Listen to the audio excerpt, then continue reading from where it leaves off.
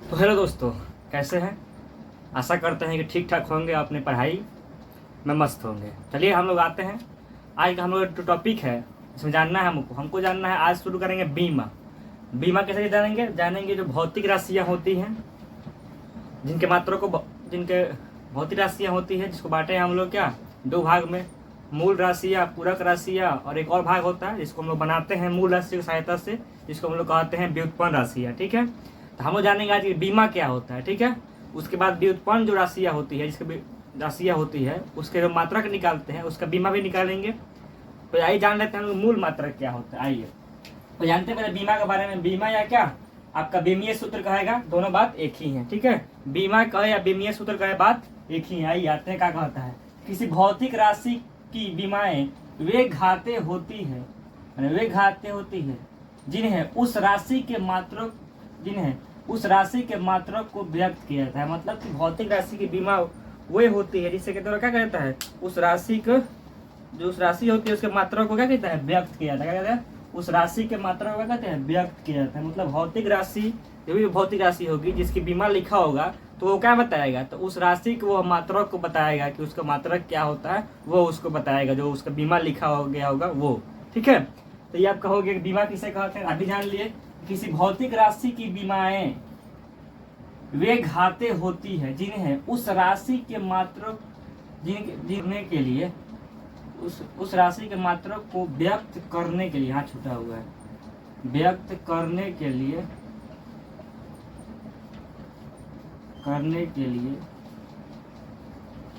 मूल मात्रकों पर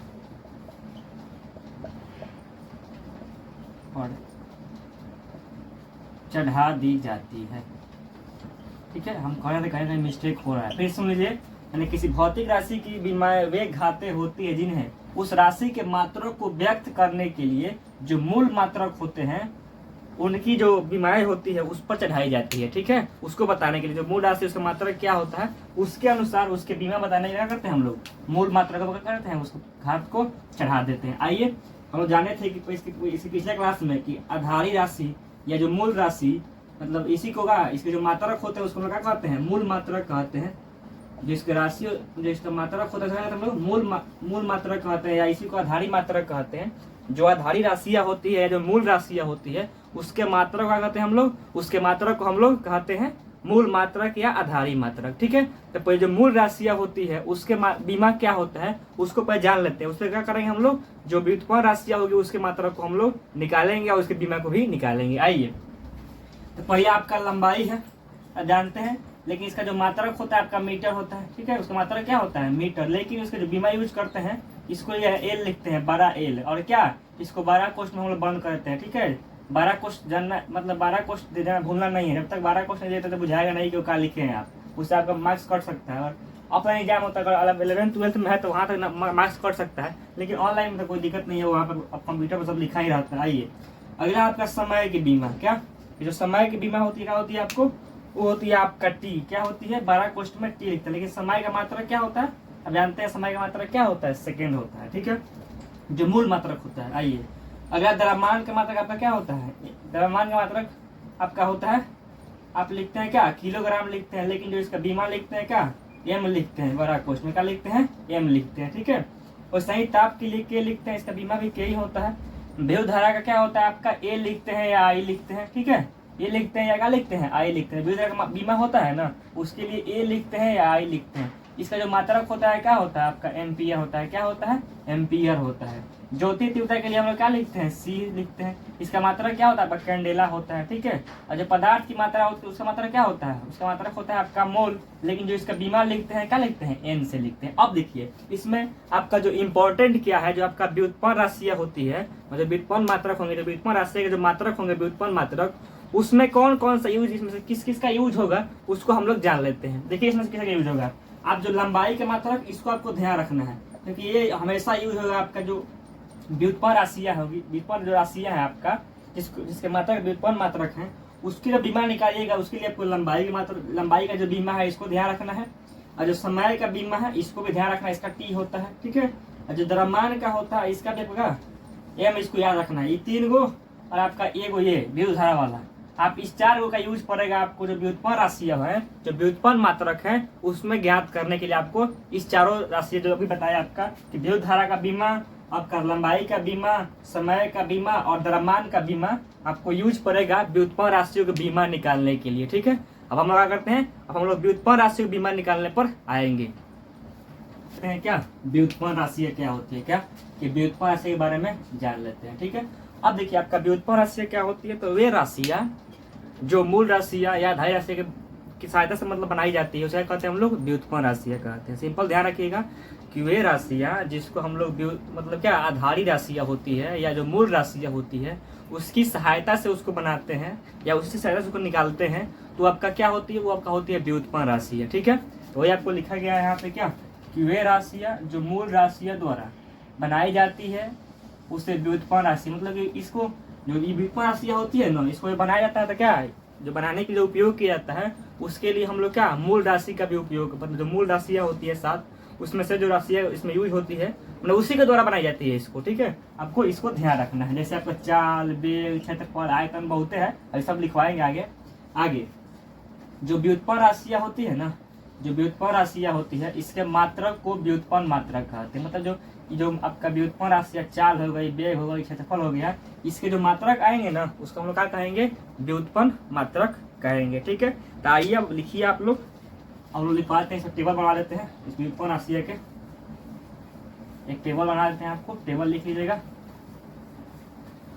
आज हम लगभग आधे जानेंगे, आधा क्लास में जानेंगे। ठीक है, वीडियो को जगह लिख देते हैं, उसका फिर आपको समझा देंगे। ठीक है, देख लेते हैं जो हम लोग व्युत्पन्न राशि जान लिए हैं उसमें जो व्युत्पन्न राशियां होती है उसके मात्रक को और उसके बीमा को कैसे निकालते हैं। अब देखिए आइए, तो आपका जो बीमीय सूत्र निकालना होता है, पर जिसका भी आपको बीमीय सूत्र निकालना होगा, जो भी आपका राशि होगी, जो व्युत्पन्न राशियां होगी उसका जब आपको निकालना होगा ना बीमीय सूत्र, उसके लिए क्या करना पड़ेगा, आपको उसका सूत्र मालूम होगा कि उसका सूत्र क्या होता है। उसके अनुसार आपको बताया कि लंबाई के लिए क्या लिखेंगे, आप L लिखेंगे, बीमा द्रव्यमान के लिए M लिखेंगे, समय के लिए T लिखेंगे और विद्युत धारा के लिए क्या लिखेंगे, विद्युत धारा के लिए A लिखेंगे और इसी से आपका काम चल जाएगा, A I लिखेंगे। ठीक है, उसी का उपयोग होगा, 3-4 का और किसी का उपयोग नहीं होगा। अब आइए, तो यहाँ आपका हो गया व्युत्पन्न राशि और क्या सूत्र यहाँ लिखेंगे, यहाँ मात्रक और आपका क्या यहाँ बीमीय सूत्र लिख देंगे। ठीक है, आइए, तो क्षेत्रफल होता है, जानते हैं कि क्षेत्रफल क्या होता है, तो लंबाई गुणा चौड़ाई करते हैं, तो क्या आता है आपको क्षेत्रफल आता है।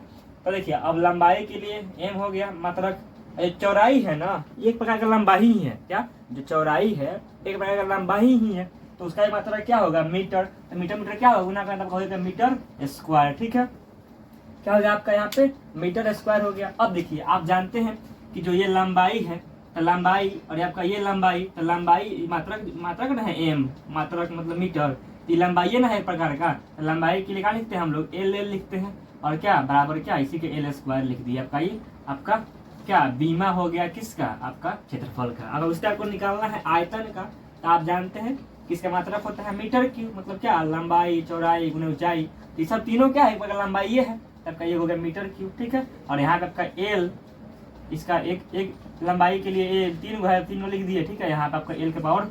अब देखिए आपको ध्यान रखना है, आपको कभी भी कोष्ठ के बाहर 2 नहीं लिखना है, मैंने कोष्ठ के अंदर ही लिखना है। जो L के बाहर यहाँ 3 लिखिएगा तो गलत हो जाएगा। ठीक है, आपको अंदर ही लिखना है। ठीक है, आपको कोष्ठ छोड़ना नहीं है, आपको कोष्ठ भी लिखना है। ठीक है, आगे आते हैं वेग या चाल, वेग अथवा क्या चाल, वेग अथवा चाल। अब देखिए इसमें क्या होता है, जानते हैं वेग बराबर क्या होता है, विस्तार बटा समय, और चाल बराबर क्या होता है, दूरी बटा चाल होता है। ठीक है, ध्यान रखिएगा इतना, आप याद रखिएगा और कमेंट भी करिएगा जिनको समझ में नहीं आएगा, तो एक बार कोई कमेंट नहीं करता है। ठीक है, तो आते हैं क्या मीटर पर सेकंड हो गया, दोनों का मात्र विस्थापन जो है और दूरी एक बार का आपका लंबाई ये है, जो विस्थापन है और दूरी क्या एक लंबाई ये है, इसका मात्रक हो गया मीटर।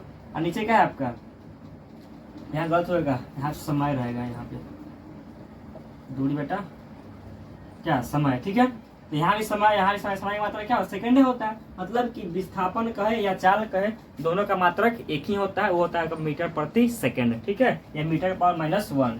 अब देखिए यहाँ M क्या है आपका लंबाई है, S क्या है, इस आपको बताया समय को, समय के लिए T लिख दिए, M के लिए क्या लिख दिया आपको L लिख दिए, आपको इसी को इस तरह लिख दिए ML T के पावर माइनस। आपको याद रखना है कि वेग कहे अथवा चाल कहे आपका क्या होगा इसका मात्रक, आपका मात्रा इसका मतलब बीमा क्या होगा, तो एल टी के पावर -1 होगा। अब आप पूछिएगा कि सर वेग और चाल में अंतर क्या है। आप जानते हैं कि जो वेग होता है वो आपका सदिश राशि है और जबकि जो चाल होता है वो क्या है, आपका अदिश राशि है। इस कारण से यहाँ पे हम लोग विस्थापन लिखते हैं और यहाँ पे क्या लिखते हैं, दूरी लिखते हैं। ठीक है, क्लियर, इसको आप याद रखिएगा।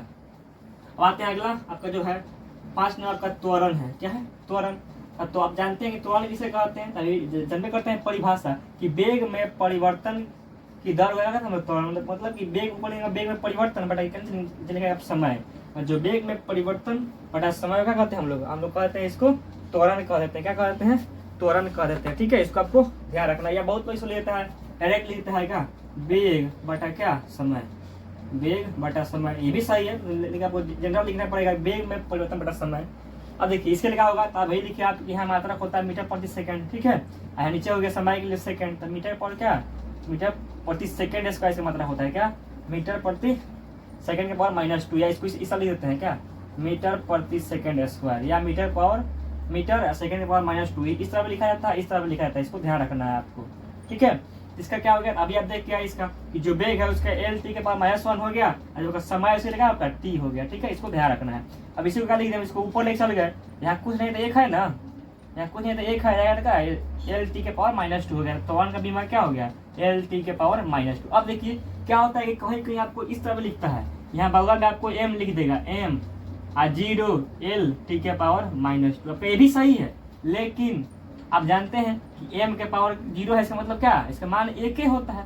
इस तरह लिखे या इस तरह जनरली लिखा जाता है इस तरह, m0 l के पावर t के। आप यहाँ लिख सकते हैं क्या कि m0 l t के पावर -1, क्या -1 है, क्वेश्चन बंद रखा है ये का। आप जानते करते हैं किसी का भी पावर अगर 0 है तो उसका मान क्या होगा, 1 होगा। इसलिए जनरली लिखा जाता है इस तरह, आपको दिखा दिया रहेगा, घबराना नहीं है, इस तरह ध्यान रखना। या आपको यहाँ पे लिख देगा, आपको लिख देगा m0 l के पावर 3 और t के पावर क्या है 0। इसका मतलब यही बचा, ये दोनों एक हो गया। ठीक है, इसको भी ध्यान रखिएगा आप। अब आते हैं हम लोग यहाँ बल का, कि बल का क्या होता है, आप जानते हैं ए बराबर क्या होता है, m में होता है, मतलब कि आप द्रव्यमान को क्या करते हैं, त्वरण करते हैं, क्या होता है आपको बल निकलता है। अब देखिए आप जानते हैं द्रव्यमान का मात्रक होता है kg। अभी देखिए आप त्वरण का मात्रक निकाले यहाँ से, मीटर प्रति सेकंड पावर -2 सेकंड लिख दीजिए। इसी को हम लोग कहते हैं न्यूटन। क्या कहते हैं इसका, क्या कहते हैं, इसी को कहते हैं हम लोग न्यूटन की, जो इसका खोज किए थे बल का, उसका वो न्यूटन नहीं किए थे, तो उन्हीं के मतलब श्रेय में, उनके श्रेय देने के लिए क्या कर दिए, इसका मात्रक न्यूटन कर दिए। ठीक है, इसको आपको ध्यान रखना है। अब देखिए इधर आते हैं, तो केजी के लिए एम हो गया और एम के लिए एल हो गया। आपका एम क्या है, यहाँ आपका एम द्रव्यमान नहीं है, आपका यहाँ एम जो है आपका लंबाई बता रहा था, एल लिख दिए, और एस आपका क्या है, बता रहा है समय पावर -2 लिख दिया। आपका ये किसका बीमा हो गया, आपका ये बल का बीमा हो गया mlt के पावर -2, इसको याद रखना है। ठीक है, अब आते हैं हम लोग कार्य की बीमा क्या होगा। तो आप जानते हैं कार्य बराबर क्या होता है, बल गुने विस्थापन, या इसी लिखता है fs, या लिखता है fs cos थीटा, वो कोण के एंगल में हो जाता है। ठीक है, इसको ध्यान रखिएगा। अब देखिए तो बल का मात्रक हो गया 1 kg, इसको लिखिए डायरेक्ट यहाँ लिख दिए उठाकर, यहाँ विस्थापन के लिए m लिख दिए, इसको इस तरह लिखिए, इसी को हम लोग कहते हैं जूल। क्या कहते हैं हम लोग, यहाँ इसको kg मीटर पावर 2 इसके बाद -2 लिखिए, इसी को जूल कहते हैं। अब देखिए यहाँ पे क्या, यहाँ पे एस, यहाँ m कम था, वो यहाँ m अधिक हो गया, तो यहाँ पे एक अधिक बढ़ा दिए, तो ml के पावर 2 t के पावर -2, इसका क्या हो गया, आपका बीमा हो गया। इसको ध्यान रखिएगा आप। ठीक है, अब आते हैं हम लोग शक्ति पर। शक्ति क्या होता है, तो शक्ति होता है कार्य बटा समय। क्या होता है, शक्ति बराबर क्या होता है, कार्य बटा समय। तो कार्य का मात्रा का जानते हैं, केजी भी लिखे थे, केजी मीटर पावर -2, इसी को जूल कहते हैं। यहाँ नीचे आपका सेकंड है, तो जूल प्रति सेकंड हो गया, या जूल के पावर -1 हो गया, इसको इस तरह लिख सकते हैं, या जूल आप इसको इस तरह लिख सकते हैं, जूल क्या, जूल प्रति सेकंड, ऐसे लिख सकते हैं। दोनों बात एक ही है। इसका मात्रा क्या होगा, इसका बीमा क्या होगा, इसका मात्रा तो लिखा गया यहाँ पे, मात्रा ये है और ये है। इसका बीमा क्या होगा, तो ml, ठीक है, ml के पावर 2, नीचे वो एस है तो इस बढ़ जाएगा, मतलब यहाँ 2 गो है तो यहाँ 3 गो हो जाएगा, तो एल के पावर क्या, टी के पावर क्या -3 लिख देंगे, आपका इसका बीमा हो गया। ठीक है, इसको याद रखिएगा। हम लोग इतना ही रखते हैं इस वीडियो में। अगले वीडियो में आपका 38 गो मतलब है, मतलब 7 तक लिखवा है, 38 गो मतलब और पूरा करेंगे। अगले वीडियो में हम मिलेंगे उसको लिए, क्योंकि आपका वीडियो लेक्चर जो होगा लंबा हो जाएगा और स्टोरेज नहीं हो पाएगा, इसलिए हम एक छोटा वीडियो ही रखते हैं। चलिए मिलते हैं अगले वीडियो में। जय हिंद।